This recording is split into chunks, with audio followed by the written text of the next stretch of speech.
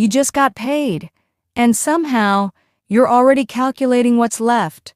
You didn't even spend on anything crazy. Just rent, a few subscriptions, groceries, maybe one night out to feel normal. And now you're staring at that number, doing quiet math in your head, wondering how a six-figure salary can still feel this tight. You don't say it out loud, but you feel it. Because this wasn't the plan. You thought once you hit this level, things would feel different, lighter, easier, like you finally made it. But instead, it feels like you're running faster on a treadmill that just keeps speeding up. And what happens next is the part most people never stop to question. You tell yourself you'll fix it next month. Next month you'll track your spending. Next month you'll finally cancel those subscriptions you barely use. Next month you'll start investing seriously. Next month you'll be more disciplined. But next month turns into next year. And in the background, life keeps getting more expensive. Your rent went up. Your lifestyle quietly upgraded. You didn't notice it happening. It just felt deserved. Better phone, better food, slightly better apartment, more convenience, less friction. Because after all, you work hard. You earn it. And that's where it starts stacking.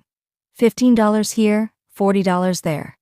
$120 you didn't think twice about. Not enough to panic over, but enough to slowly close the gap between what you earn and what you keep. 3 years ago you said, I'll start saving seriously once I earn more. Now you earn more. And somehow there's still nothing left.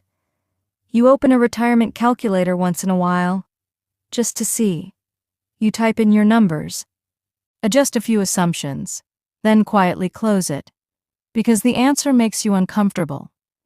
You see other people buying things you pretend you don't want, the vacations, the cars, the upgrades. You tell yourself they're probably in debt, but part of you wonders, what if they're not? And then there's that moment. Someone asks if you can afford something and you say, I can't afford it. But what you really mean is, I didn't plan for it. You know this. It's not one big mistake, it's the pattern. Small decisions, repeated daily, compounding silently. Not enough to feel like failure, but enough to keep you stuck. Mild worry turns into constant background noise. Constant noise turns into quiet anxiety. And that anxiety turns into something you don't talk about. Because on paper, you're doing well. So why does it feel like you're falling behind? But there's something darker underneath this. Because this isn't random. This isn't just bad habits. It's a system you were dropped into, without ever being taught how it actually works. Nobody sat you down and explained that making more money wouldn't solve the problem. It would just magnify it. Because the game changed, and nobody told you. You were taught to chase income, get a degree, get a job, get promoted, earn more, and you did exactly that. But what you weren't taught is that the moment your income rises, so does everything around you. Your expectations shift, your circle changes, your definition of normal expands, and suddenly, the life that once felt like a dream becomes the new baseline. Lifestyle inflation doesn't feel like a decision. It feels like progress. That's why it's dangerous. Because it hides in plain sight. You don't wake up and decide to trap yourself. You just slowly upgrade your life until your expenses rise to meet your income, and then quietly surpass it.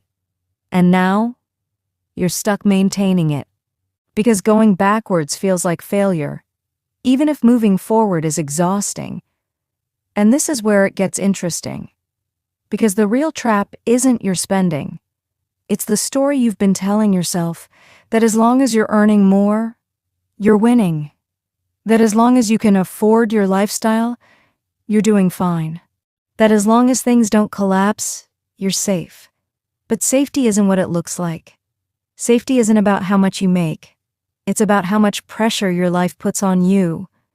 And right now, your life is expensive.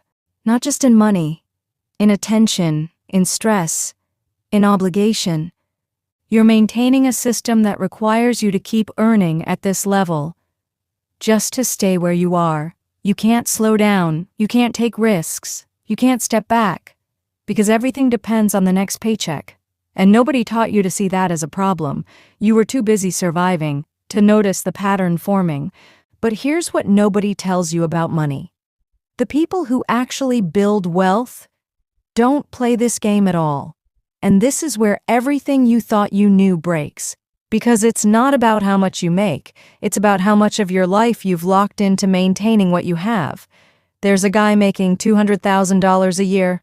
Nice apartment, new car, frequent travel. Looks like he's winning. But he needs every dollar of that income just to keep it all running. If the income stops, everything collapses within months. Then there's someone making $80,000. Smaller place, controlled expenses, investments growing quietly, no pressure to maintain a certain image, and if their income drops, nothing breaks. Who's actually wealthier?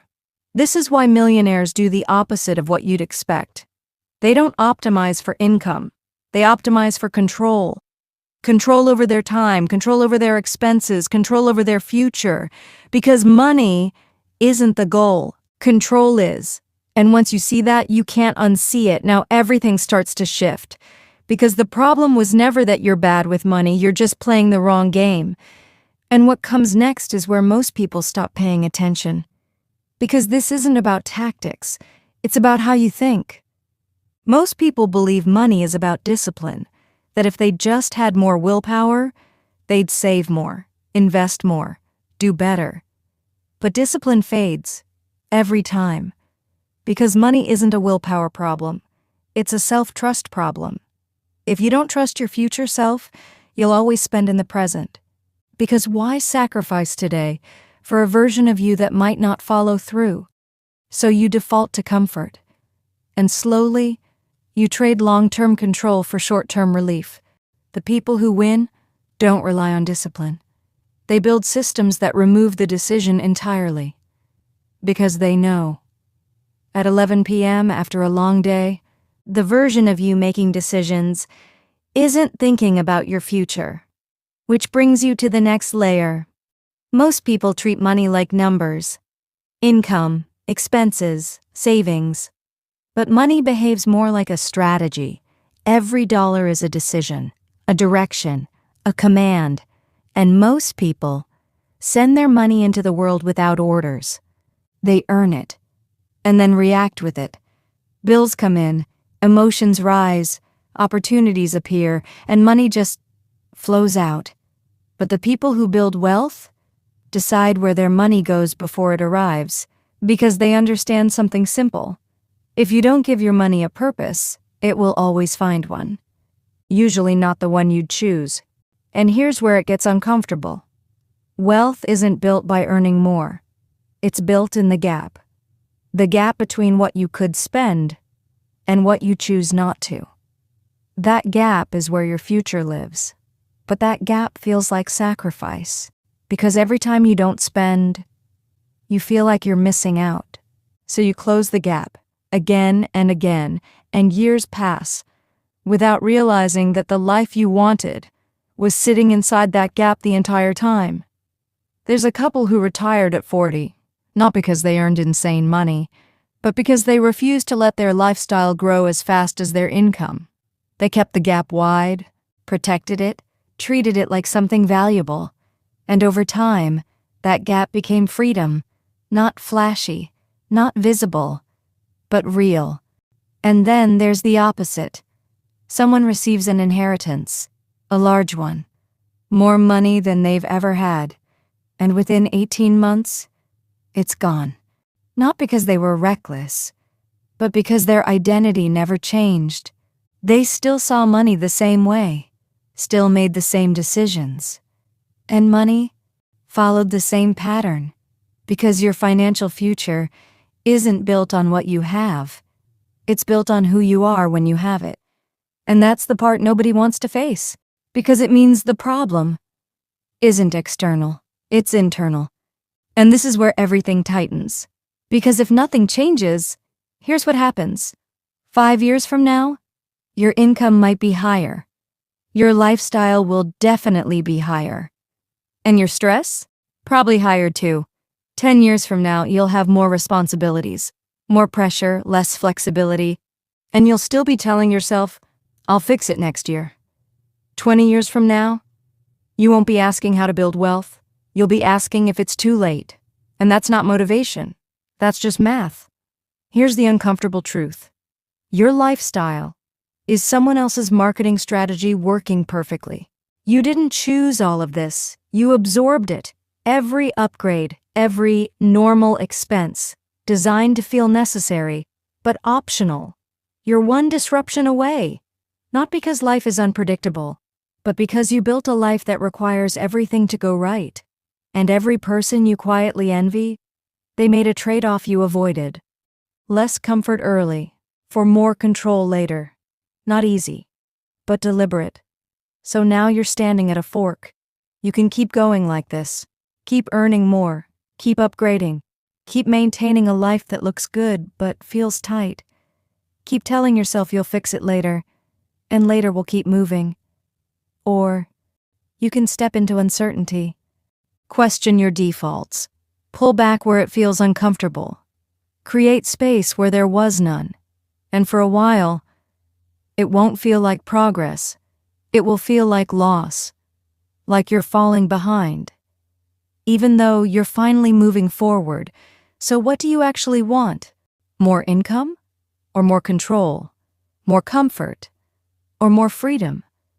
How much of your life are you willing to trade just to maintain what you already have? Because the trap isn't your salary.